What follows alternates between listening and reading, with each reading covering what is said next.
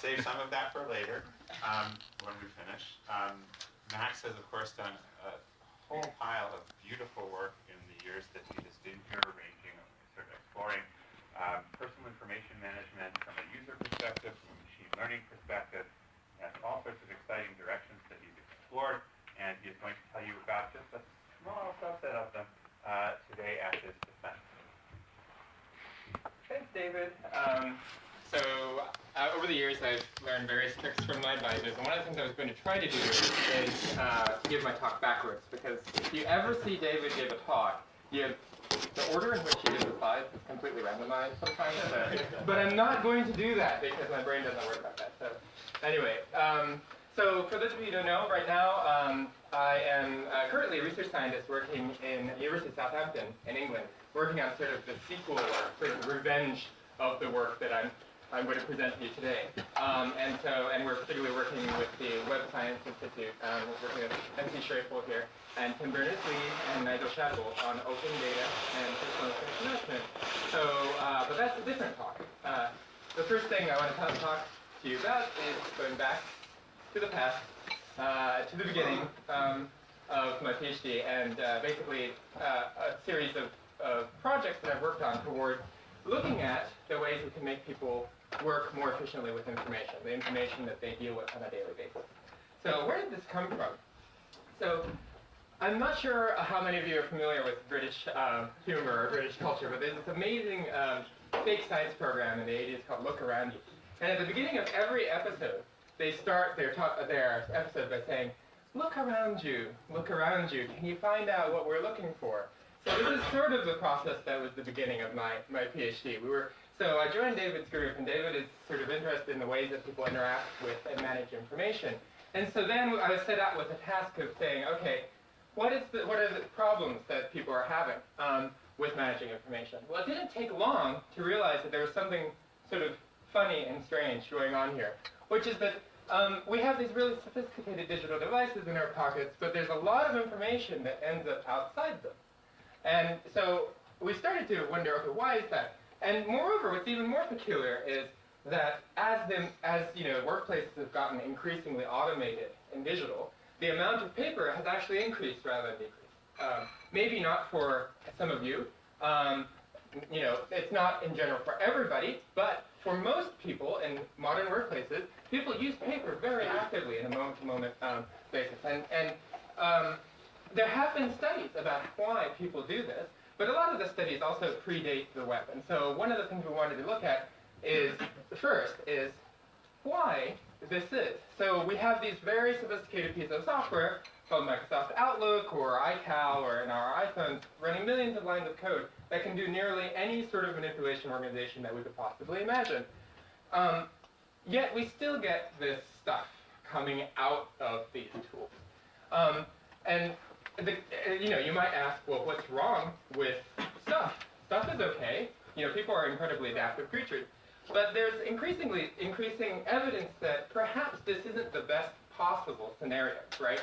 There's lots of evidence that people spend a whole lot of time manually managing their information.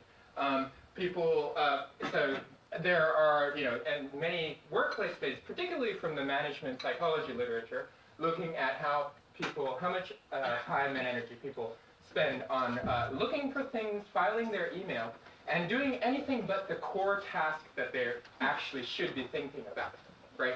And so the amount of time spent actually sort of, thinking through the problems that you need to work on is diminishing as opposed to the time spent answering emails and doing things like that. And that's just partly a nature of sort of the fact that we're increasingly connected to increasing quantities of people, and we need to correspond with them and coordinate with them. But part of it is this friction that we're experiencing. And the question that I was concerned about is that with all this friction, the long-term effects of such effort and time spent are that we can't get as much done as we used to be able to. And this has contributed to sort of this popular notion of people being very sort of overloaded and a feeling of loss of autonomy. So you're not in control over what you need to do today and all the information that you have available. And it's starting to mimic this incredible book, science fiction book, by Alvin Toffler called Future Shock, in which the term information overload was introduced. And so it doesn't have a happy ending, and so we wanted to say, so before we get to that point, I wanted to ask, isn't that why we build tools anyway to help us manage the unmanageable, these difficult problems? We could say, well, I just need to be more disciplined, but we could always figure out manual ways to do it, but I thought that's why we were tool builders. And if we look at the history of personal information management at the very beginning, they were full of these great visions of systems that would make things easier for people and automatic. Vannevar Bush and Douglas Engelbart proposed systems that would just make the interaction with information so easy that it would amplify our ability to get access to the right information that we need at the right time, and reduce the friction to doing so. So the core question that I was initially trying to find out is what we need to do with the current tools that we have today to take them from generating the piles of stuff outside them to helping us maybe not look quite like that, but helping us, be sort of reduce the friction required to interact with our information. Before I talk about exactly how we looked at this, I wanted to make sure we're talking about the same thing. So personal information, I mean information that you keep for your own personal use, for those everyday kinds of activities that you perform, like from going grocery shopping to figuring out how to connect to that dang Wi-Fi access point, and not sort of information management like a librarian or a Wikipedian, right, where you're curating information for somebody else. So this is the scope. And then management is the operations you do to that information. And the way that we're going to look at this is this cycle, which starts with trying to figure out what's going on. And then we introduced the tool that tried to address the issues with what we thought was going on. And then we sort of injected that sort of as a technology approach. And we did this several times. Notice that cycles don't have ends. It just keeps going, and that we can get stuck in the PhD program for a long time.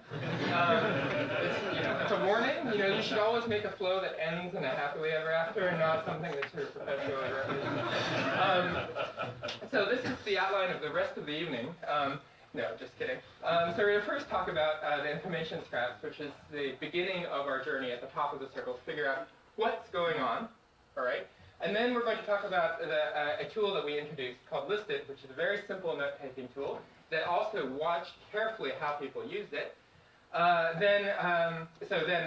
We introduced that, went back to the top, analyzed that, and then re-observed sort of a new set of needs surrounding attention and memory, for which we created two simple sort of vignettes of systems. They're not complete.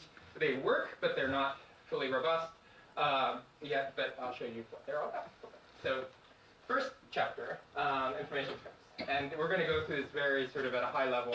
Please hold your questions, or you can throw them at me. I don't care. And there's lots of detail that we can do. Okay? All right. So what is going on with PIM today? And so the first thing we wanted to figure out is, where things are going wrong, right? So we didn't want to waste our time looking at where things are working well. So what we did was, this is an investigation that Michael Bernstein and I, sitting right there, devised to try to hone in on the problem spaces. So the term information scrap is what we came up with to mean the thing that was put in the wrong place, or was left out or was put in a strange place for some reason. So, and this study was a pure ethnographic study. We invaded people's offices and sort of cornered them, and then asked them to give us a tour of their personal information space. Okay? 27 participants in Cambridge area, and most of them were local high-tech firms. Surprise. And the methodology we used was something we called the triangulation approach, where we asked people to show us things by where they were kept, the tools that they were kept, and the kinds of information that they were. So we asked people, so where do you keep your to-dos? Where do you keep your meeting notes? I'm going to quickly jump to the results, because these are the most interesting. So the number one cause for why people ended up putting stuff elsewhere was that they couldn't be bothered, okay? They were in the middle of doing something, and the effort required to go and switch to Outlook and put it in would have exceeded the sort of time that they had allocated to do that, or it was just not in something that they could do at the time because they were on the phone, they were in the hallway away from their computer, they were at a cafe, and where they got their brilliant idea, caffeine does amazing things. They were, they were somewhere with a pen. The second thing was that people keep track of lots of weird stuff. So this is Michael made this epic graph here. So this is the distribution of sort of forms that we asked people to say, okay, what is this thing? We wrote it down, and we collected all of these information scraps, and then we counted them. Okay. If we look at the head of the tail, so the part that has the most stuff, we find that, well, the people who are designing personal information management tools are fairly on the ball, right? They got the most frequent forms are to-do, meeting notes, contact information, and so we have tools to help us manage those things, right?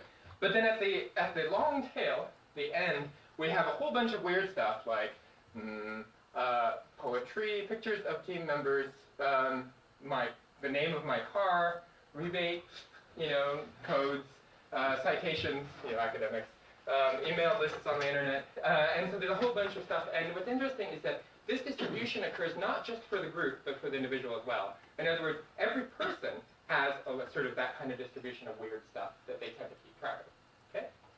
So here's examples of weird stuff. Can someone identify what these might be? Chords.